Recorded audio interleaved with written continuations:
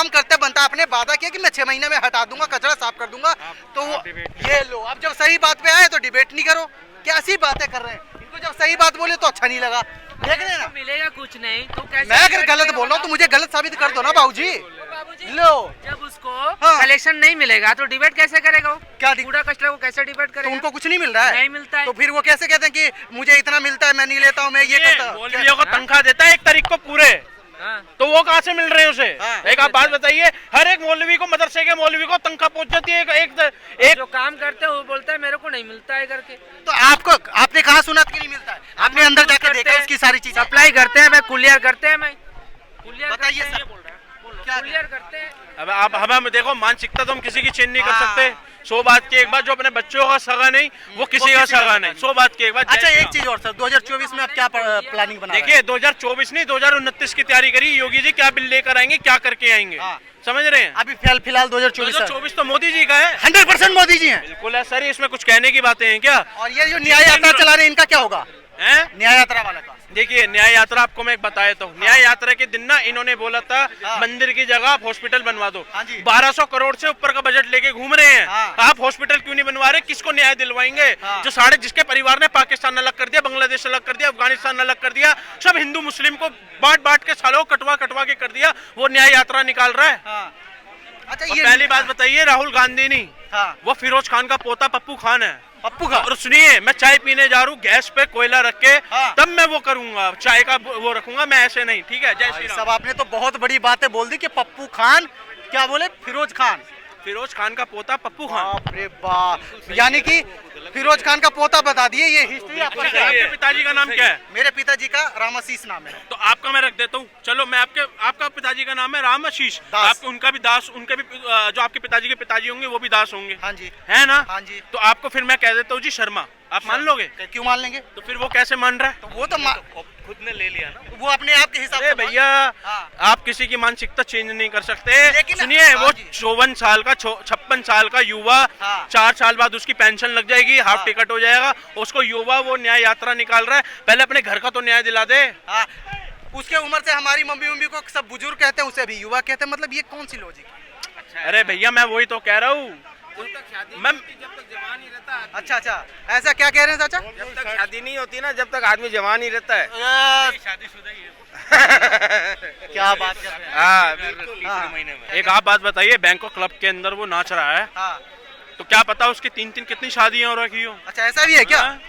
शादियां हो रखी है? सुनिए राजीव गांधी, सुनिए जैसे राजीव गांधी दिल्ली से डांसर ले आया था, क्या पता ये भी कोई ले आए? अच्छा ऐसा है हिसाब किताब क्या इनका? देखिए जो बाप करेगा वही बेटा करेगा। क्या बात, एकदम खतरनाक। सही बात, आप कुछ बोल रहे थे चाचा, बोले नहीं कि शादी जो नहीं किया वो? जिसने शादी नहीं करी वो जवान ही रहता है भाई साहब, हमेशा। कई लोग हैं तो वो शादी नहीं किए तो जवान है। ऋषि मुनि सफेद दाढ़ी आने के बाद में भी जवान रहते थे। अरे सुनिए, ऋषि मुनि से ये पप्पू खान का वो कंपेयर कर रहे हैं। अच्छा, आप एक बात बताइए, वो ऋषि मुनि आपका जीवन बदल दे, वो आपके पुरखों का बता दे कि ऋषि मुनि क्या थे, उसको तो अपना समझ कल का नहीं पता भाई साहब। पप्पू खान को आप बात कर रहे हो, आप ऋषि मुनि की आप दाढ़ी, आप देखो ना, बात तो वही आ गई ना। ऋषि मुनि की कंपेयर किससे कर रहे हैं? वो अंध दिमाग से, बिल्कुल समझ रहे हैं भाई साहब, वो छोड़ दीजिए। मैं कंपेयर नहीं कर रहा हूँ, मैं तो ये बोल रहा हूँ जवान। एक आप बात बताइए, जिसकी शादी नहीं होगी, ये तो बाबूजी बेकार की बात है, वो कितने मुंह मारता है आपको क्या पता? ये तो सही बात कह रहा है, ये हम उसकी हिस्ट्री और डाटा हम कहाँ से लाए? लेकिन मुझे जो बाबूजी एक बात बताओ, ब्रह्मचारी तो नहीं है ना, शादी नहीं हुई तो इसका वो ब्रह्मचारी नहीं है।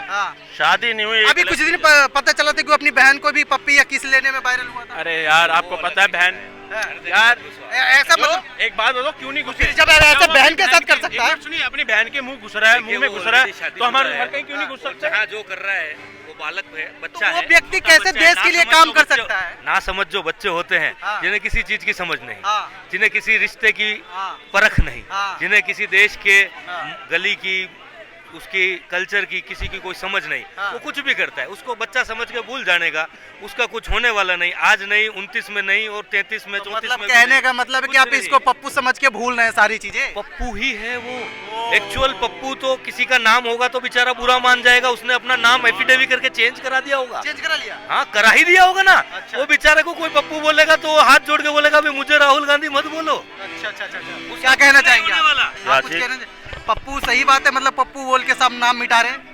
देखो पप्पू कह के से इग्नोर कर देना चाहिए। वो पप्पू देखो पप्पू हमने नहीं बोला, उसकी पार्टी वालों ने पप्पू का जो नाम पता है किसने दिया? नवजोत सिंह सिद्धू। अच्छा। उनकी पार्टी का जो बंदा है, उनकी पार्टी का ही बंदा नाम दिया।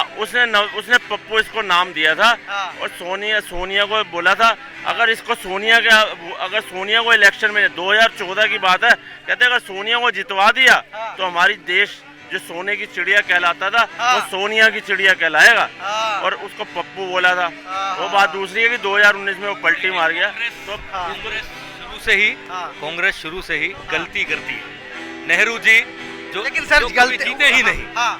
सरदार वल्लभ भाई पटेल जो 13 वोट लेके आए थे। गांधी जी की पहली गलती थी, महात्मा गांधी जी इनको हम बोलते हैं। उन्होंने पहली गलती करी कि उन्होंने अपने पक्ष से सरदार पटेल को हाँ बुलवाया और नेहरू जी को पीएम बनवा दिया। नेहरू जी ने यूएन की सीट चाइना की गोद में डाल दी। जब नेपाल भारत में जुड़ने वाला था वो चाइना की गोद में डाल दिया, अलग कर दिया, उसको साथ में आने नहीं दिया। और उसके साथ ही जब हमारा हिंगलाज माता का मंदिर है, पाकिस्तान जो बॉर्डर पे है बॉर्डर पे है ना 11 किलोमीटर, जब रेखाएं कट रही थी तो क्या 11 किलोमीटर से फर्क पड़ जाता? वो मंदिर अगर भारत में होता तो कितने श्रद्धालुओं की मतलब आत्मा तृप्त हो जाती। वो नहीं होने दिया, उनके कर्म है, उनके कर्म आगे से आगे ऐसे ही रहे हैं। और ये तो रही बात इन सब की, राजीव गांधी और सोनिया गांधी। राजीव गांधी ने इलेक्शन जब उनकी डेथ हुई उसके पहले इलेक्शन के 253 रैली करी थी। 253 रैली में 252 रैली में सोनिया गांधी उनके साथ थी और एक ही रैली में नहीं थी। अच्छा। जिसमें उसके ऊपर हमला हुआ और राजीव गांधी मर गया। ऐसा था? हाँ, आप हिस्ट्री निकालो, आपको नहीं पता तो आपको दिखेगा। 250 रैली में से एक ही रैली में सोनिया गांधी उनके साथ नहीं थी और वो उसमें हमला हुआ और मर गए। मोतीलाल वोरा के साथ क्या किया कांग्रेस ने, आपको नहीं पता हो तो सर्च करिए, सबको पता है। कांग्रेस के मुख्यालय में भी उनको आने नहीं दिया गया। उसके बाद कंटिन्यू ऐसा ही होता है। केसरी को ऐसे ही हुआ, उनके साथ भी ऐसा ही हुआ। जो पायलट थे सिंधिया के जो पिताजी राजेश पायलट थे, दोनों दो दोस्त थे, उन दोनों की मृत्यु कैसे हुई सब सोचने का। सुभाष चंद्र बोस को इन्होंने वो भारत 47 में आजाद नहीं हुआ। अच्छा। ये पहली बात। और भारत के पहले मुख्य जो प्रधानमंत्री थे वो नेहरू जी नहीं थे। भारत 43 में आजाद हुआ और आजाद भारत के पहले जो प्रधानमंत्री थे वो सुभाष चंद्र बोस थे। ये करेक्शन बहुत जल्दी हो जाएगा। मैं आपके यहाँ पे रोकना चाहूँगा। जैसा कि इन्होंने इतना किया नहीं किया कुछ नहीं, अभी पिछले भारत जोड़ो यात्रा चलाया, अब न्याय जोड़ो यात्रा चला रहे हैं। आपको क्या लग रहा है ये 2024 में कुछ कर पाएंगे बीजेपी के? देखिए, पब्लिक का फंड आता है, वो कंपनियां फंड देती है, तो कांग्रेस को वो फंड को यूज तो करना पड़ेगा ना। और बेचारे पप्पू ने कहीं कुछ देखा नहीं है, वो तो भारत की माटी से जुड़ा हुआ है नहीं, वो तो इटालियन बच्चा है, तो उसको घूमना है, टाइम पास करना है, तो उसको घुमा दिया। और वो भाजपा के लिए बहुत अच्छा है, वो भाजपा का सबसे बड़ा स्टार प्रचारक है। जितना वो घूमेगा उतना वोट भाजपा का बढ़ेगा। और ये इलेक्शन में 2024 में आफ्टर दिस ऑल जो अभी पिछले 2 महीने में हुआ है, भाजपा जो पहले 320-25 जीत रही थी, खुद भाजपा 350 से 375 खुद भाजपा जीतेगी। और 400 प्लस एनडीए का गठबंधन से टोटल जो वोट मिलेगा। कांग्रेस अगर 30 का आंकड़ा भी पार कर जाए तो आप मान लीजिएगा 30 का आंकड़ा। मतलब ऐसा ही स्थिति 30 का भी आंकड़ा नहीं पार करेगा। हाँ, ये न्याय यात्रा जो है वो न्याय यात्रा से वो जो 40 ला रहे थे वो 10 और कम हो जाएगी, मतलब कि वो 30 हो जाएगी। भारत जोड़ो यात्रा से आप अनुमान लगा दिए। अच्छा, आप कुछ कहना चाह रहे हैं सर? सर मैं आपको कह रहा हूँ जो न्याय यात्रा निकाल रहा है, मैं तो 100 बात की दोबारा बोल रहा हूँ। ये बात जो कह रहा था मैं न्याय यात्रा निकाल रहा हूँ, आप एक बात बताइए, वो न्याय यात्रा में 1200 करोड़ से ऊपर का बजट है। और जो ये कह रहे थे मंदिर की जगह हॉस्पिटल बनवा दीजिए, तो 100 बात की एक बात, तुम हॉस्पिटल क्यों नहीं बनवा रहे, तुम क्यों न्याय यात्रा निकाल रहे, तुम वोट ले लो ना हॉस्पिटल बनवा के। अच्छा, ये भारत जोड़ो यात्रा न्याय यात्रा में इसमें कितने खर्चे हुए होंगे इसका अनुमान लगा सकते हैं? जैसे अगर हमारे घर में एक शादी कार्यक्रम होता है या कुछ होता है तो लाखों करोड़ों लाखों हजारों रुपए खर्चे होते हैं। एक व्यक्ति अगर पूरे महीने घूम रहा है उसके लिए व्यवस्था किया जाए, इसमें कोई खर्चा नहीं है क्या? मैं आपकी छोटी सी बात बता दूं, इन्होंने 70 साल खाया। इन्होंने 70 साल खाया। समझ रहे हो? इनके पास पैसे रखने की जगह नहीं है। अच्छा। तो ये इसलिए खर्च करते रहते हैं थोड़ा थोड़ा। समझ रहे हैं? 2024 के बाद ये सारा जो ये पड़ा हुआ है ना इनके, इन्होंने कम से कम हजार गज तो पैसे रखवाने की जगह बनाई हुई है। अच्छा जी, वो सब निकल जाएगा, सच बता रहा हूँ आपको। सच में अब ऐसी बातें? जी बिल्कुल ऐसा ही है।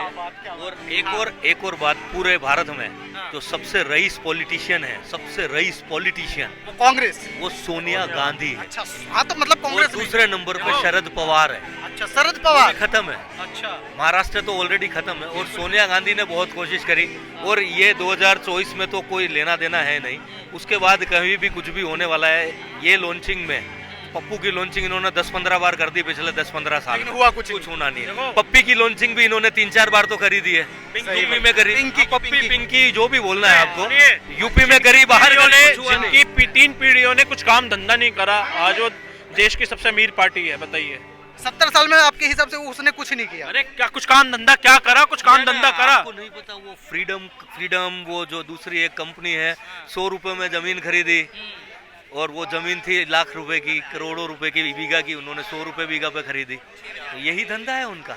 बहुत बहुत धन्यवाद सर, आपने हमारे साथ ऐसा डिबेट पे बैठे, बहुत बहुत धन्यवाद। आपने देखा जैसा कि यहाँ पे जितनी समस्या थी हमने 1 मिनट में काम कर दिया। अब देखते हैं जनता की क्या राय होती है, 2024 में कौन आते हैं।